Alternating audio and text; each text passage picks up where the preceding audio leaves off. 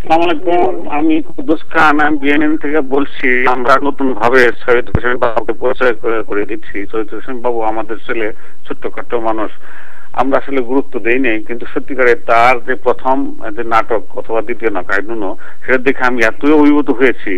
আমি নিজেকে কল্পনা করতাম আমি ভালো এডিট করি, কিন্তু সে এডিটেও সেই মাত্রা ছাড়িয়ে গেছে, সে আর সবার উপরই আমার মনে হয়েছে। আর দ্বিতীয় কথা, নাটকটা সে নিজে পরিচালনা করেছে, নিজেই ওখানে নায়কও ছিল। তার অভিনয়, এবং সে সাধারণ কিছু মানুষ নিয়ে অভিনয় করিয়েছে, ডক্টর জনানের মতো লোক যারা আগে কোনোদিন অভিনয় জগতে ছিল না, হানিফ, এই সমস্ত। আমাদের নায়িকার নাম কি? আমাদের বাঙালি নায়িকার নাম হচ্ছে মনি। আচ্ছা, মনি অভিনয়টা আমার অপূর্ব লেগেছে। আচ্ছা, আমি আপনাকে প্রথম প্রশ্ন যেটা করছি সেটা হলো কি, যে আপনি হঠাৎ করে নাটক করার কেন আপনার ইচ্ছা হলো, বা কি, নাকি আগে ইচ্ছা ছিল, বা তার বহিঃপ্রকাশ? মানে মিডিয়া জগতে প্রায় অনেক বছর, এটা আপনিও জানেন, এবং সেই সুবাদে আমি প্রথম যখন দেখি, সেটা আমাদের এখানে যে ভিন্ন মত ছিল, সেই ভিন্ন মতে। হ্যাঁ, ওইটা আমারই পত্রিকা। আচ্ছা, ভালো ওইখানে ইয়ে করেছিলাম। আমি খানিকটা বিরক্ত হয়েছিলাম, এত বড় গল্প কেন লিখছেন, রাইট, মনে পড়ছে। এবং আপনি মানে এটাকে কাটা ছেঁড়া করার অনেক চেষ্টা করছেন, যদিও মানে আমার আপত্তির মাথায় আপনি করেন না, এই জন্য আপনাকে ধন্যবাদ। তখন এই গল্পটা সবসময় মাথায় ঘুরে যে এটাকে কিভাবে আরো একটু সুন্দরভাবে পরিচয় করে দেওয়া যায়। তখন এটাকে চেষ্টা করলাম যে না, এটাকে নাটক করতে হবে। সেই থেকে মানে মাথায় ঘুরপা, এবং সেখান থেকে সৃষ্টি এই নাটক। আচ্ছা, তো আপনি কাহিনীটা যে একটা অপূর্ব বিন্যাস, যে ফার্স্ট ইমিগ্রেশন যারা আসে, ইমিগ্রেন্ট হয়ে তাদের গ্রিন কার্ডের সমস্যা থাকে, এই বিষয়টা, এই সেন্সিটিভ বিষয়টা আপনি কেন নিয়ে আসলেন নাটকের মধ্যে? আসলে আমার এই গল্পতেই এই বিষয়টা ছিল। যখন প্রথম আমি আমেরিকায় আসি, তখন আমি দেখেছি নিজের, এবং আমি নিজেও ভুক্তভোগী, যে আমরা এখানে যারা আসি একটা মানে স্বপ্ন নিয়ে, একটা স্বপ্ন থাকে। আমেরিকা হচ্ছে মানে একটা স্বপ্নপুরী, ওখানে গেলেই বোধহয় ডলার কামাতে পারবো, ওখানে গেলেই বোধহয় আমি সিটিজেন হয়ে যাব, এই ধরনের যে একটা মানে মনোবৃত্তি মানুষের থাকে। আসলে কিন্তু এটা সত্য না।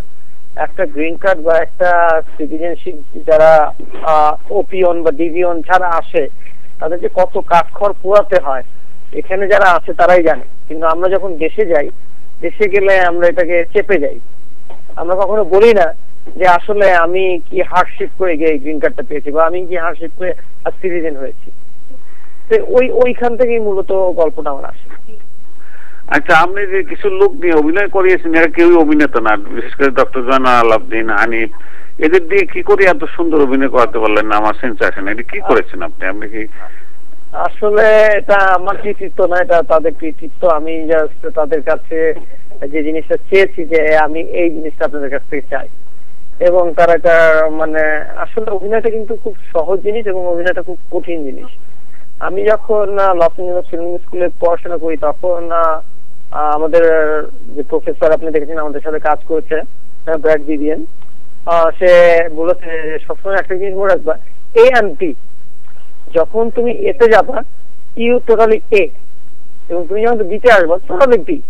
তুমি যখন অভিনয় করতে যাবা, তখন তোমার বর্তমান ভবিষ্যৎ অতি সব ভুলে যেতে হবে। তুমি নিজেই হচ্ছে সেই ক্যারেক্টারটা, এবং তোমার ওটাই হচ্ছে বর্তমান, ওটাই হচ্ছে তোমার ফিউচার। তাহলে তুমি অভিনয় করতে পারবা। এবং সেইভাবে আমি তাদের কাছে। জি, কিন্তু ডক্টর জয়নাল কোনোদিন অভিনয় করেনি, হানিফ কোনোদিন অভিনয় করছে কিনা আমি জানা নাই। হানিফের আগে অনেকে হয়েছে। আচ্ছা, উনিও করেছে। আচ্ছা, তো ডক্টর জয়নাল অ্যাটর্নি রুল পাইলে করেছে, খুব ভালো লাগছে। মনি বোধহয় আগে অভিনয় করতেন অ্যাপারেন্টলি, তাই মনে হচ্ছে। আর ওই বিদেশি মেয়েটা লিসা, ও কোথাকার, কোন দেশে? ও হচ্ছে কানাডিয়ান, ও রিয়েল অ্যাক্টর কানাডিয়ান। ও মিনি পর্দা এবং বড় পর্দায় অভিনয় করে। ও আমার খুব ঘনিষ্ঠ বন্ধু। আমরা একসাথে লস এঞ্জেলস ফিল্ম স্কুলে কাজ করতাম, পড়াশোনা করতাম পাশাপাশি। তখন তাকে আমি অফার দিলে সে আমার অফার নিয়ে নেয়, এবং সে আমার সাথে কাজ করে। এবং আমাদের পরিকল্পনা কি এই নাটকটা নিয়ে? আপনি পরিকল্পনা কি এটা অসম্পূর্ণ মনে হইল না? আসলে একটা জিনিস, যখন আপনি শর্ট ফিল্ম দেখবেন, শর্ট ফিল্মের একটা ধর্ম আছে, সেটা হচ্ছে শেষ না হয়ে হয় না শেষ, শেষ হয়েও হয় না শেষ। এই ধরনের একটা জিনিস হচ্ছে শর্ট ফিল্মের বৈশিষ্ট্য। যে কখনো এর শেষ অংশ থাকে না। আর মূলত আমার ইচ্ছা আছে এটা আমি ধারাবাহিক ভাবে করব। এবং না আমার কিন্তু মনে হয়েছে, আমি ছবিটা দেখতে দেখতে আমার মনে হয়েছে শেষের অংশটা আমার ভালো লেগেছে, কারণ শেষে মানুষ শেষ করে দেয় ইন করে। আপনি যেটা করেছেন যে এলোমেলো কথাবার্তা হইচই, আপনি যে শুট করেছেন তার একটা অংশ দিয়ে, এটা নতুন একটা দিক, একটা নতুন, অনেকেই এটা সমালোচনা করেছে সাথে, কিন্তু আমার কাছে খুব ভালো লাগছে, এটা সামথিং নিউ।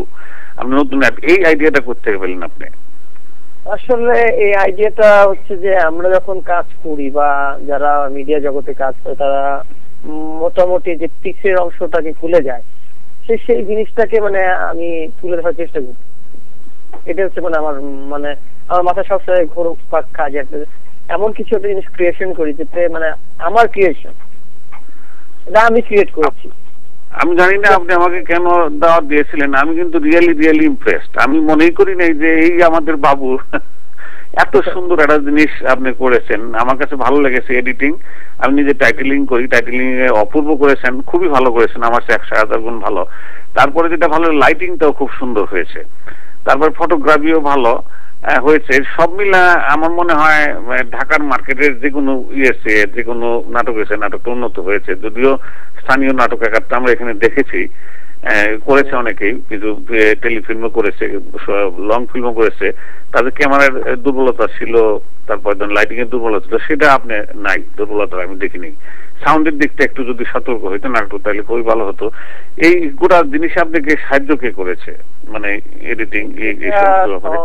আসলে এডিটিংটা আমি এবং আমার প্রফেসর ব্র্যাড ডিভিয়েন আমাকে হ্যাঁ, আমি তাকে ফোন করে আমি মাঝে মাঝে সাহায্য নিয়েছি তার কাছ থেকে এডিটিং এর ব্যাপারে। এবং আমার খুব ঘনিষ্ঠ ফ্রেন্ড জিমি, যে আমাকে সবসময় সহযোগিতা করে সব বিষয়ে। এবং আমি যখন বাসায় এডিটিং করি, আপনার যদি ফাইনাল কাট আপনার 7 আপনি ইউজ করেন, তাহলে আপনার ফ্রেন্ড এবং আপনি একই সাথে এটা এডিট করতে পারেন, সেটা সে পৃথিবীর যে প্রান্তে থাকে না কেন।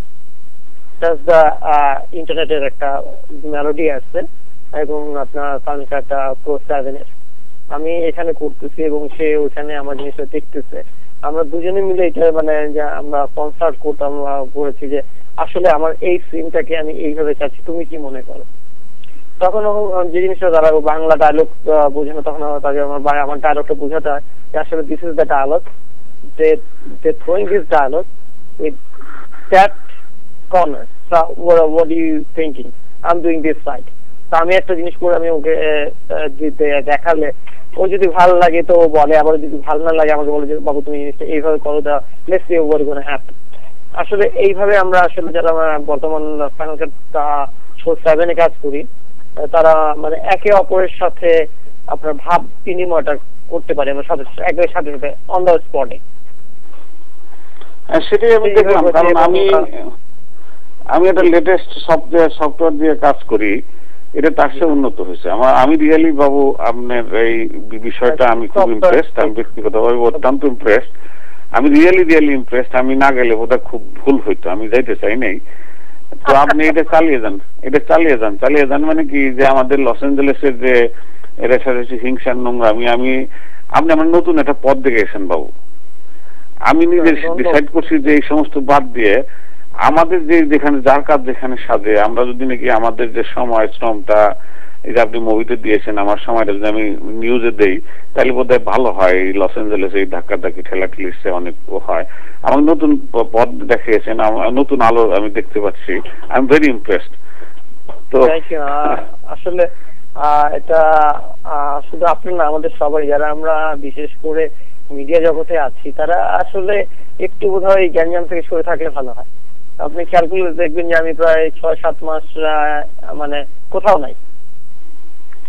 হ্যাঁ, আমার মনে হয় এগুলো দরকার, কারণ জ্ঞান দামে বেনিফিট আসে না, দুর্নাম আসে, পয়সা খরচ হয়, সময় নষ্ট হয়। কিন্তু আপনি যা করেছেন অপূর্ব সৃষ্টি, আমার খুব ইমপ্রেসড, আমার খুব ভালো লাগছে। আপনি কিন্তু বন্ধ করে না, জিনিসটা চালিয়ে যান। তো এইখানে শেষ করছি, থাকলে আমরা কাজ চালিয়ে যাবো। এখানে শেষ করছি, তো আপনি ভালো থাকেন।